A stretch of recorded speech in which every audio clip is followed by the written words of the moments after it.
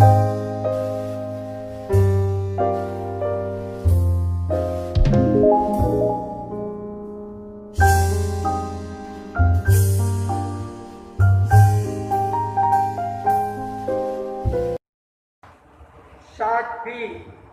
दीपा जी के साहस और विश्वास ने इतिहास के नए सुनहरे पृष्ठ का आंकलन करने, संयोजन करने के अंदर, निर्माण करने के अंदर, लिखने के अंदर कोई प्रकार की कमी नहीं रखी थी। उनके साहस के सामने हर व्यक्ति नतमस्तक हो जाता और यहाँ तक जो डाकू लोग हैं वो भी उनके चरणों के अंदर झुक जाते थे। साध्वी दीपा जी एक बार 16 साध्वियों के साथ में विहार कर रही थी, विचरण कर रही थी और मेवाड़ के अंदर देवगढ़ और आमेर के आसपास में साध्वी दीपा जी देवगढ़ से रवाना होती है और आमेर उनका पदार्पण हो रहा था। रास्ते के अंदर अनेक प्रकार की घाटियां, जंगल, पहाड़, पर्वत, नदी और नाले, वीरान भूमि, जंगल, शमशान घाट, इन सब को पार करते हुए साध्वी दीपा जी को आज आमेर में प्रवेश करना था। साध्वी दीपा जी पूरे उत्साह के साथ के अंदर अपनी सहवर्ती साथियों के साथ के अंदर अपने कदमों को आगे से आगे गतिशील बनाती जा रही थी। जंगल आता है और उस जंगल के अंदर एक घाटी को पार करती हैं, आगे बढ़ती हैं और अचानक सामने डाकुओं का एक दल है वह नजर आता है। जो ही डाकू लोग सामने आती हैं और उनके हाथों के अंदर तलवारें लहरा रही थी, तत्काल आवाज गूंजती है, ठहर जाओ, रुक जाओ, आगे कदम बढ़ाने की जरूरत नहीं है। और यदि आगे कदम बढ़ाए तो ये जो तलवार है, ये तलवार तुम्हारी गर्दन को काटते हुए भी देरी नहीं लगाएगी। जब ये आवाज गुंजायमान होती है, सारा जंगल है वह अनुगुंजित बन जाता है। सारी साध्वियां घबराने लग जाती है, डरने लग जाती है, कांपने लग जाती है। और उस समय साध्वी दीपा जी ने सभी साथियों को साहस और हिम्मत बंधाते हुए कहा, अरे साथियों, अपने को डरने की जरूरत नहीं है, जो होगा देखा जाएगा।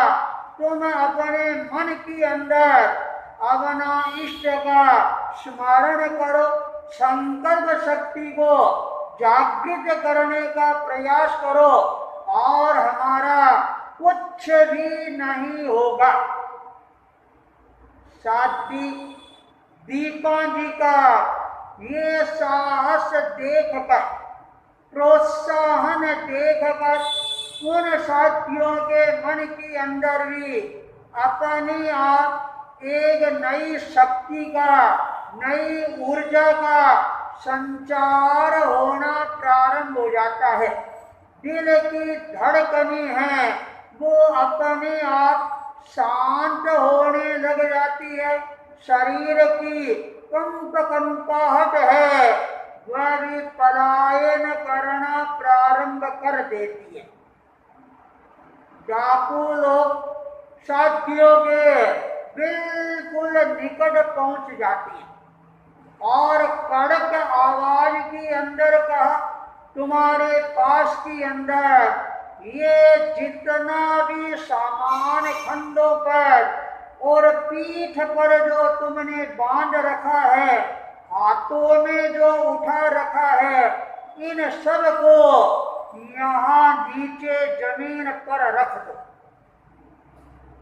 जब ये बात डाकू लोग कहते हैं, साध्वी दीपा जी ने अपनी एक नजर चारों तरफ जंगल की ओर घुमाने का प्रयास किया और देखा इस भयावह जंगल के अंदर कोई भी व्यक्ति नजर नहीं आ रहा है जो आकर और इस समय सुरक्षा कवच के रूप के अंदर खड़ा हो सके। साध्वी दीपा जी ने साथियों की ओर अपनी एक नजर डाली और कहा, साथियों तुम एक काम करो, सारा बोझ है ये जमीन पर रख दो। ये आदेश होते ही एक बार साथियां विचलित हो जाती है और कार्य मां सत्य जी महाराज ये आप हमारे को क्या आदेश दे रही है? अरे हमारे दो पोथी है, पानी है, पात्र है, कुंडी है और वो सारे चले जाएंगे तो फिर हमें क्या करेंगे? किस में गोचरी करेंगे, किस में पानी लाएंगे और कैसे अपने संयम जीवन का यापन करेंगे? इस तरह से एक नहीं सैकड़ों सैकड़ों प्रश्न हैं उनके दिमाग के अंदर चकराने लग जाती हैं। पर साध्वी दीपा जी का जो आदेश है, आज्ञा है, हुक्म है, उसको रोकना भी उनके लिए खतरे की घंटी से कम नहीं था। तत्काल साथियों ने सारा सामान है फंदों से उतार कर, पीठ से खोल कर और हाथों में जो सामान था उनको नीचे रखना प्रारंभ कर दिया। डाकू लोग हैं यह देख कर आश्वस्त हो जाते हैं, विश्वस्त हो जाते हैं और मन में चिंतन करना प्रारंभ कर देती हैं। चलो आज सारा सामान है वह हमारे को मिल जाएगा। क्या पता इन सामान के अंदर क्या है?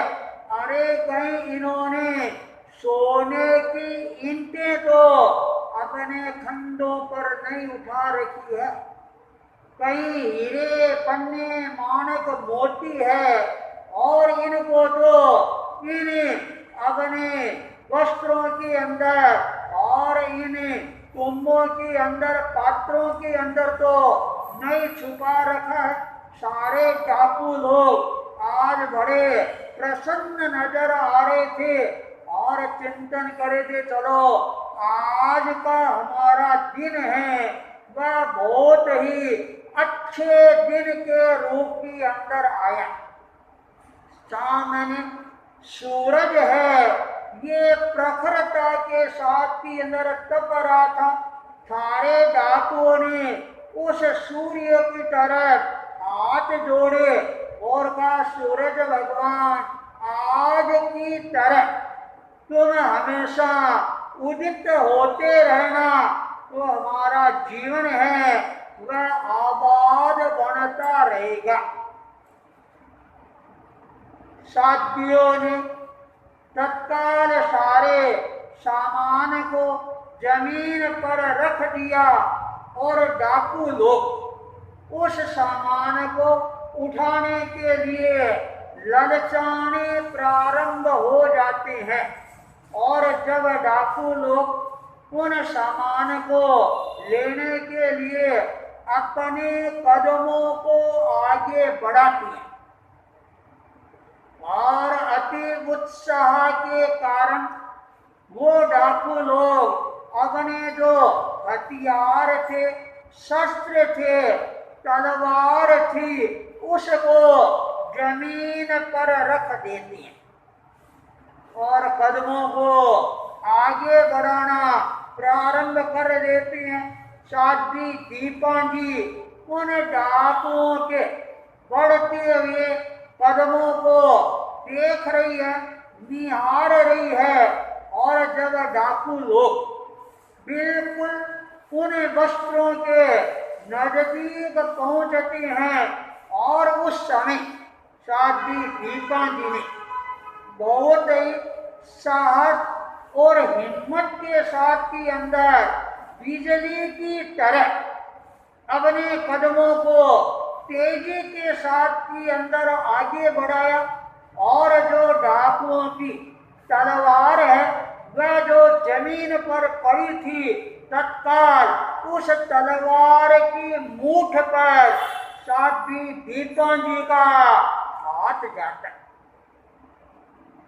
और साध्वी दीपांगी का वह रजपूती रूप है वह उभर कर सामने आना प्रारंभ हो जाता है।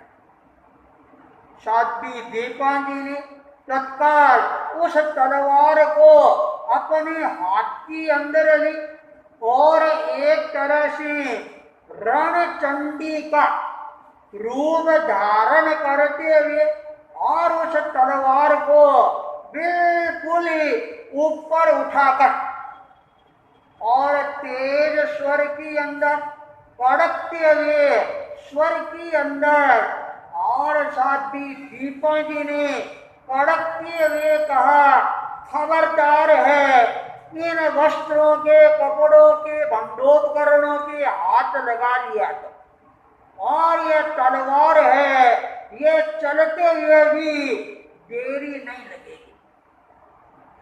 साध्वी दीपांगी के और हाथ के अंदर वह उठी हुई तलवार, उस तलवार को देखकर सारे डाकू लोग हैं कांपने लग जाते हैं, घबराने लग जाते हैं, डरने लग जाते हैं और मन में चिंतन करना प्रारंभ करते हैं, अरे हमारा शस्त्र है वह इनके हाथ में चला गया। डाकुओं ने साध्वी दीपांगी की तरफ देखना प्रारंभ किया और साध्वी दीपांगी की आंखों से मानो कोई अंगारे निकल रहे हो और इस तरह से उसकी जो आंखें हैं बिल्कुल बड़े की तरह लाल नजर आनी प्रारंभ हो जाती है। चेहरे पर क्षत्रिय ओज है वह उभर कर आ जाता है और हाथ के अंदर तलवार की जो मूठ है और वो एकदम कसा हुआ था और डाकू लोग यह देखते इस तरह से घबराते हैं और मन में चिंतन करना प्रारंभ करते हैं और आज तो हमारी जो स्थिति है वह ये आ गई है, अरे हमारा जूता और हमारा ये सर, हमारी ही तलवार और आज हमारा ही वध करने वाली बनेगी क्या। डाकू लोग घबराने लग जाती हैं, डरने लग जाती हैं, कांपने लग जाती हैं, गूंजने लग जाती हैं और वह जो चोर होते हैं, डाकू लोग होते हैं, उनके जो पैर होते हैं वो बहुत कमजोर होते हैं। कंपायमान इतना तेज होता है और डाकू लोग थर थराते हुए हाथ जोड़ लेते हैं और कहते, अरे मैया हमारे पर दया कर, करुणा कर, अनुकंपा कर, और आज के बाद हमें ऐसा काम है वो कभी नहीं करेंगे। जब डाकू लोग गिड़गिड़ाने लग जाते हैं और उन डाकुओं की गिड़गिड़ाहट को देखकर और जो 15 साथियां जो पहले भय से कांप रही थी और उनके मन के अंदर भी एक नए उत्साह का संचार हो जाता है और मन में चिंतन करती है, अरे देखो साध्वी दीपा जी कितना आत्मविश्वास रखती है, पौरुष रखती है और तलवार को उठाते हुए भी देरी नहीं लगा रही है। वाह वाह साध्वी दीपा जी, तुम्हारे इस साहस को देखकर और हम तुम्हारे चरणों में नतमस्तक होती। सारी साध्वियां साध्वी दीपा जी को हाथ जोड़ने लग जाती। तब साध्वी दीपा जी ने कड़कते हुए स्वर के अंदर कहा, अरे साध्वियों मेरी तरफ क्या देख रही हो? अरे अपने अपना जो सामान है उस सामान को तुम अपने खंडों पर रखना प्रारंभ करो, पीठ पर बांधना प्रारंभ करो और हाथ के अंदर लेना प्रारंभ करो। और तुम्हारा इस जंगल के अंदर भी बाल बांका करने वाला कोई नहीं। साथियां यह बात सुनकर और ज्यादा उत्साह से उत्साहित बन जाती है और अपना अपना सामान है उस सामान को अपने खंडों पर रखना प्रारंभ कर देती है। डाकू लोग सामने खड़ी और किसी भी डाकू का यह साहस नहीं होता है कि वो आगे बढ़कर और उन साथियों को बोझ उठाते हुए रोक सके, क्योंकि उनको तो दीपा जी के हाथ के अंदर वह चमकती हुई तलवार नजर आ रही थी और उनको अपनी मौत है वह बिल्कुल सामने आती हुई नजर आनी प्रारंभ हो जाती है। संसार के अंदर व्यक्ति और किसी से डरे या नहीं डरे, पर मौत के सामने हर एक के छक्के हैं यह छुटने प्रारंभ हो जाती। डाकू लोग आए थे और उस समय शेर बनकर आए थे, पर दीपा जी के उस पौरुष के सामने और वो आज भेड़ और बकरियां हैं ये बढ़ते हुए नजर आ रहे थे। सारी साथियों ने अपना सामान फंदे पर उठा लिया, हाथ में ले लिया और साथी दीपा जी ने तलवार को आगे करते हुए इशारा किया, अरे साथियों तुम आगे आगे चलो और मैं तुम्हारे पीछे पीछे तुम्हारी रक्षा करती हुई चलूंगी। सारी साथियां दो दो की कतार बनाकर और अपने कदमों को आगे बढ़ाना प्रारंभ कर देती है। साध्वी दीपा जी उस तलवार को अपने फंदे पर रख लेती है और यूं लगता है साध्वी दीपा जी है और वह एक तरह से युद्ध कला के अंदर भी पारंगत थी। तभी उसने उस तलवार को अपने खंडे पर रखा और साधियां आगे बढ़ रही है। साधी दीपांगी है और पीछे पीछे वो खंडे पर तलवार रखकर आगे बढ़ रही है। डाकू लोग आए थे सामान लूटने के लिए और अपनी तलवार को लुटाकर और वो स्वयं एक तरह से नंगे बन गए थे। साध्वी दीपांगी चल रही है और वह डाकू लोग हाथ जोड़ रही हैं, निवेदन कर रही हैं, हे मैया हमारे पर दया कर, अनुकंपा कर और ये जो तलवार है ये हमारी वापिस हमारे को प्रदान कर दे। यह बात सुनते साध्वी दीपांगी ने अपने कदमों को रोका और एक साथ में पीछे घूमते हुए तलवार को हाथ में लेकर कहा, क्या कहा? तलवार तुम्हारी को दे दूं? साध्वी दीपांगी का वह आगे बढ़ता हुआ हाथ और उस हाथ को देख गए और वो डाकू लोग फिर कंपाने लग जाते हैं और हाथ जोड़ते हैं, ये मैया हमारे पर दया कर, दया कर, दया कर। अरे तुष्टि तुष्टि तुष्टि, संतुष्टगण संतुष्टगण।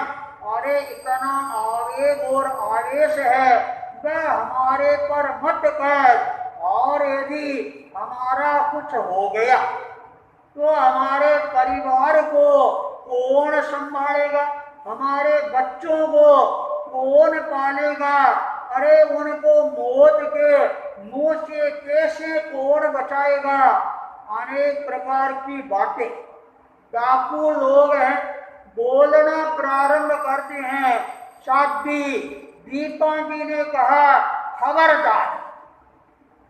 यह शब्द सुनते डाकू लोग हैं बिल्कुल शांत हो जाती हैं और साध्वी दीपांगी अपने कदमों को आगे बढ़ाना प्रारंभ कर देती है और देखते देखते जो जंगल था और वह जंगल धीरे धीरे पार होना प्रारंभ हो गया।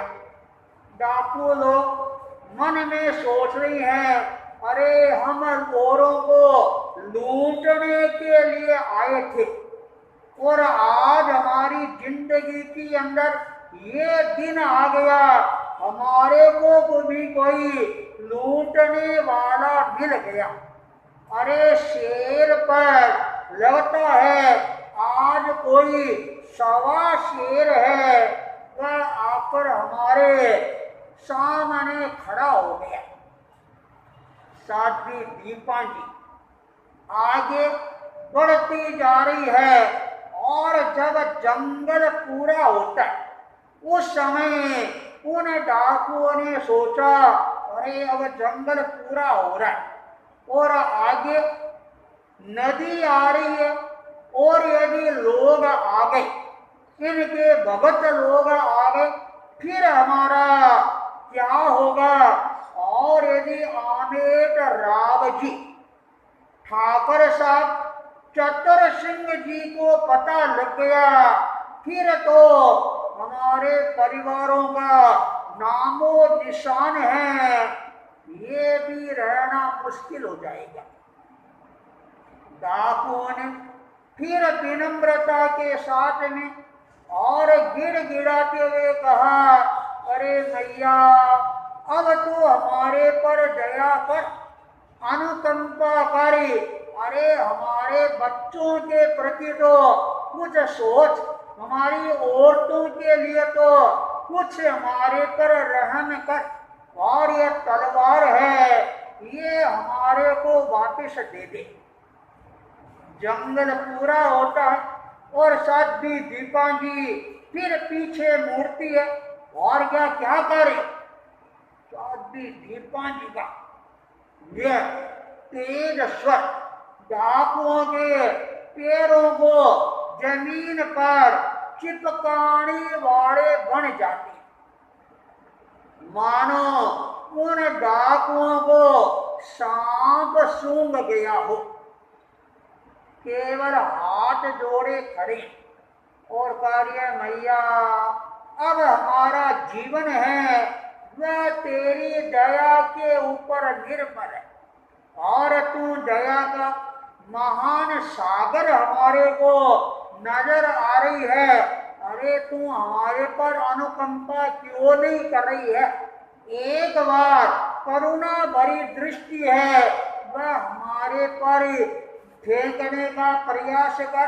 अरे ये क्रूरता भरी तुम्हारी दृष्टि और आंखों से निकलते हुए अंगारे हैं, ये हमारे शरीर को झुलसा देने वाले बनते जा रहे हैं।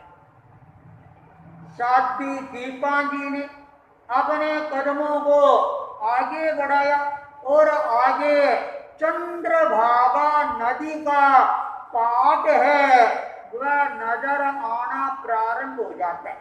सामने आमेद के मकान हैं वो भी नजर आने प्रारंभ हो जाती है।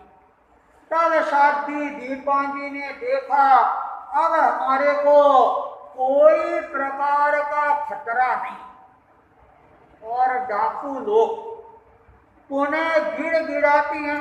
तब साध्वी दीपांजी ने उनको प्रेरणा प्रदान करते हुए कहा, अरे क्या तुम्हारे के अंदर इतना ही विवेक नहीं है जो साध्वियों को लूटने के लिए तैयार हो गए? बोलो ऐसा काम अपनी जिंदगी के अंदर फिर कभी करोगे क्या? डाकू लोग हाथ जोड़ लेते हैं, नतमस्तक हो जाते हैं और कहते हैं मैया आज के बाद साधु संतों को साध्वियों को लूटने का हमारे को 3 तलाक है। तब साध्वी दीपांजी ने अपने हाथ की जो तलवार है वह तलवार जमीन पर रखते हुए कहा, ये तलवार तुम्हारी है और हमारे को इस तलवार की कोई जरूरत नहीं है। और जो तलवार जमीन पर आती है डाकुओं ने उस तलवार को हाथ में लिया। तब उन डाकुओं के जी के अंदर एक तरह से जी आता है और डाकू लोग साध्वी दीपांजी के चरणों के अंदर नतमस्तक होते हुए अपने कदमों को उन्हें पीछे की ओर लौटने के लिए गतिशील बनाना प्रारंभ कर देती हैं। साध्वी दीपांजी के साहस ने, हिम्मत ने, विश्वास ने और आज इस जंगल के अंदर भी नए सुनहले पृष्ठ का सृजन करने के अंदर अपनी महत्वपूर्ण भूमिका अदा करने वाला बन जाता है। तो साध्वी दीपांजी का जीवन इतिहास के नए नए सुनहरे पृष्ठों का सृजन करने वाला जीवन बन गया था। इसी मंगल भावना के साथ ओम अरहम।